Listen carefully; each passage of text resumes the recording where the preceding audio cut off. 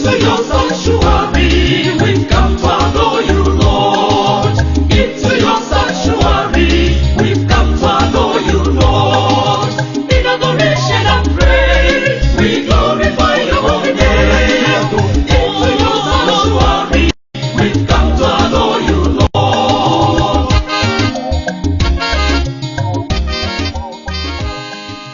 In the name of the Father, and of the Son, and of the Holy Spirit. Amen. May the grace of our Lord Jesus Christ, the love of God, and the communion of the Holy Spirit be with you all. My beloved ones, today is 13th day of May, being Wednesday, week 5 of Easter season. Our readings will be coming from the Acts of the Apostle, chapter 15, verse 1 to 6. Our responsory psalm will come from Psalm 122, verse 1. Our gospel message will come from John's Gospel, chapter 15, verse 1 to 8. The theme of our Christian message today is, I am the true vine. Today, Jesus told us the story many of us never thought about. A parable that exposes a lot of him to us. That is the true vine. And the person who attends to this vine is his own father. And any of the branch that not bear fruit, the father cuts away. You can see why people fall from Christianity. When they cannot keep the word that thrown out, not by any person, but by God the Father himself. Because they can't bear fruit. They can keep the word. And by the way, sure the people who are falling from Christians because they refuse to keep the word of God. And the Father will cut them off. And he said, the one that bears fruit, my Father prunes so that he bear more fruit. And that's why sometimes I hear that Christians say we are suffering. You're not suffering, you're only being prone to yield more fruit. Breaking off everything that will prevent you from yielding the proper fruit and the best of the fruit. And Jesus said, you're already clean by the word I've spoken to you. And he said, abide in me, and I in you, as the branch cannot bear fruit unless it remains in the vine. So if you're cut off from me, you can yield no fruit. But if you're in me, you will yield much fruit. And now why he goes to tell us, don't like a branch cut off from the main tree cannot yield any fruit. So if you are cut yourself from God, you can do nothing. And he said, abide in me and I abide in you, you will yield abundant of fruits.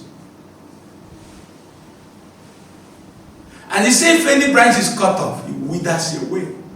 And when it withers, they are gathered together and burned in the fire. But if you abide in me and my word is in you, ask for whatever you will get it.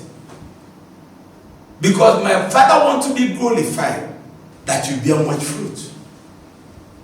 And so prove to be my disciple. So one of the ways you prove to be is that you bear much fruit. So you can see the basis and powers of prayer.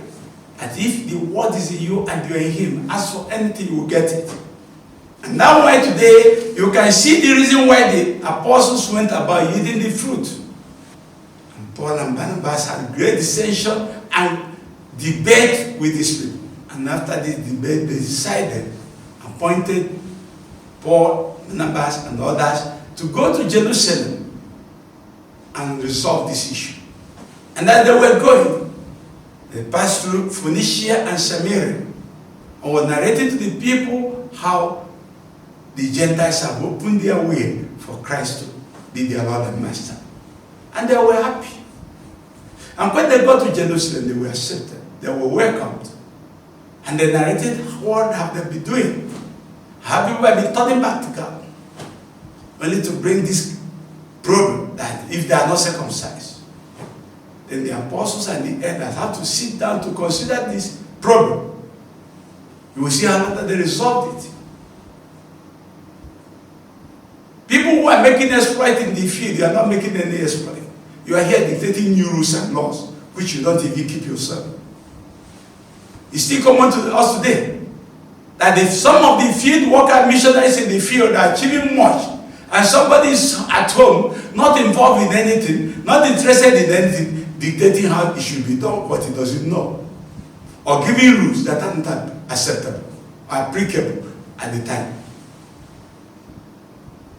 And that's why, if you cut off from this vine, you will yield nothing. But if you him, you will yield abundant of fruit.